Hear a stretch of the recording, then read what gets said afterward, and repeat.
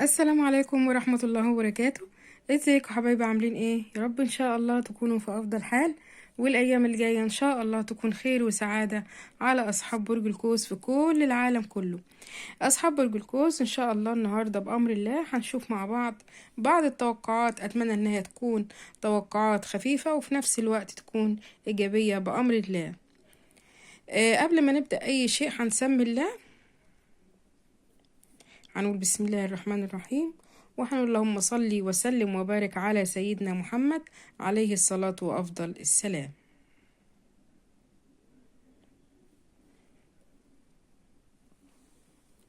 أصحاب برج القوس، في البداية طبعا بحب أشكر كل حد ساب لي كومنت جميل وان هو بيهنيني بمناسبة عيد ميلادي.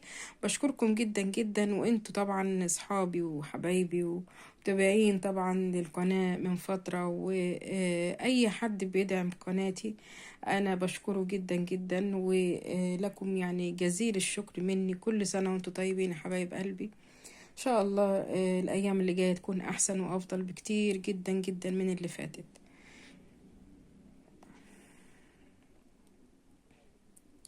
هنسمي الله وهنفكركم باللايك يا حبايب قلبي. يا ريت بقى تدعموا كده القناة وتشيروا الفيديو، واللي أول مرة بيشوف القناة يبتدي إن هو يشترك فيها، وما تنسوش اللايك يا حبايبي. بسم الله الرحمن.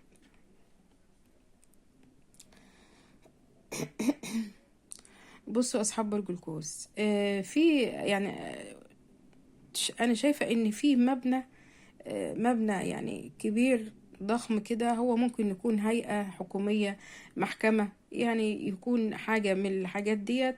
انت بتخلص فيها ورق ورايح جاي رايح جاي، يعني الأيام دي بالذات، يعني الأيام دي كده ايه، كان في خمول الفترة اللي فاتت، بس الأيام ديت ان شاء الله مع بداية شهر فبراير شهر 2 هيكون فيه الفرج لحاجات كتيرة جدا جدا. عمال بتجهز اوراق كتير مطلوبة منك، وفي اوراق يعني متعطلة شوية بس ربنا هيسهل الحال فيها برضو.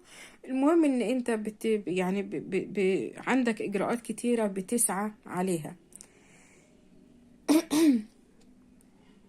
بص يا حبايبي، لو في حد مثلا ممكن هو يكون محبوس في سجن او كده، في خروج، في خروج لأغلب الناس اللي هي يعني اللي لها حد محبوس، أغلبهم إن شاء الله هيخرج بأمر الله.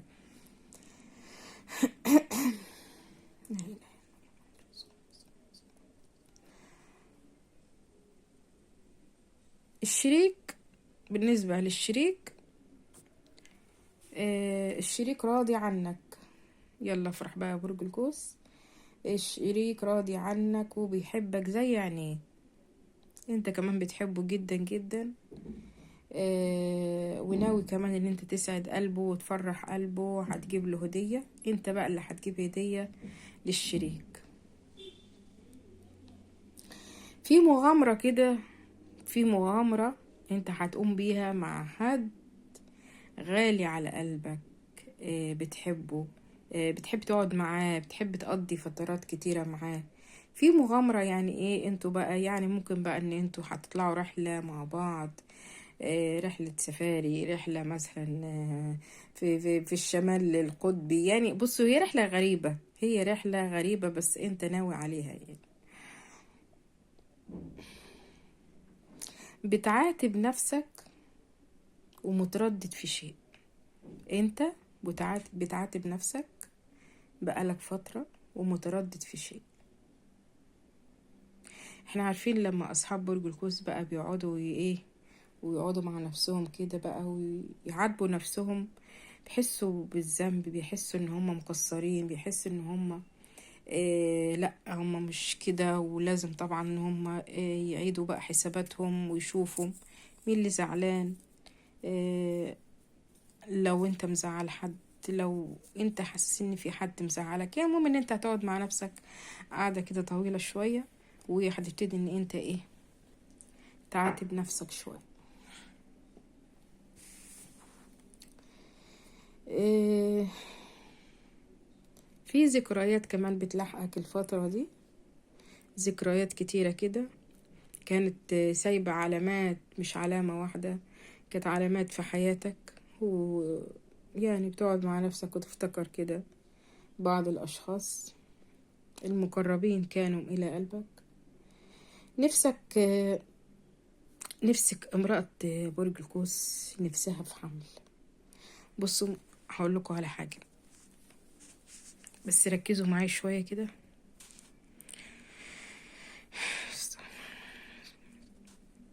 ركزوا معايا شوية. نفسكم أغلبكم نفسه في حمل، بس في نفس الوقت انتي تعبانة، في تعب عندك، وممكن التعب ده يكون في المبايض، تعب شديد جدا جدا مؤثر عليكي بشكل غير طبيعي. مؤثر في كل حركة، حتى وانتي ماشية كده في بيتك، في اوضتك، تحسي ان في وجع في اسفل البطن. ركزوا معايا، في اسفل البطن في للأسف تعطيل حمل. ويعني في حاجات انا مش قادرة طبعا اتكلم فيها دلوقتي، ما ينفعش ان انا اتكلم فيها كده يعني. المهم ان في نزول برضو بعض اشياء كده، او مش هتكلم اكتر من كده. يعني ما ينفعش اتكلم كده على العام يعني في الحاجات دي.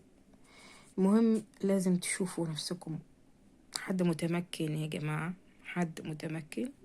ان في تعطيل جامد جدا يا عيني. والله انا شايفة ان في ناس مأذية جامد جامد، ويعني وسنهم صغير مش كبير. وهم شعرين باليأس دلوقتي، شعرين باليأس، عندهم خيبة أمل. غير الكلام طبعا اللي بيجيهم من هنا ومن هنا، غير الوجع اللي بيشوفوه. ساعات ممكن يتكلموا، ممكن ما بيتكلموش خلاص، يعني يقول لك الناس اللي معايا زهقت من كتر يعني ما بتشتكي او كده. بس ده في تعطيل معمول لكم جامد جدا جدا جدا. في مال معلق. وفي نفس الوقت عندك تحقيق أمنية كبيرة، تحقيق أمنية كبيرة إن شاء الله. بس في إجراء لبعض من أصحاب برج القوس، رجل أو مرأة، في إجراء للسفارة لازم تعمله، مهم جدا جدا. اه إجراء للسفارة بقى، ماشي. في تحديد الميعاد سفر، في شوية كده لعبكة كده ايه لازم ان انت تخلصها. في امر خاص برضو تعب نفسيتك جدا جدا ومحدش يعرف بيه نهائي. في مال من نصيبك وجايلك، مال من نصيبك وجايلك، مال كتير كتير جدا ما شاء الله. فعندكم حروف بقى احذروا منهم يا جماعة، حرف الب، حرف اللام، حرف الالف، حرف الواو. يمكن عندكم بقى زيارة لأولياء الله، يعني زيارة لمشايخ، زيارة لحد يعني روحاني. مهم ان انتوا هتروحوا مكان في ريحة كده، ممكن ريحة زعفران او ريحة طيب او ريحة مسك ابيض.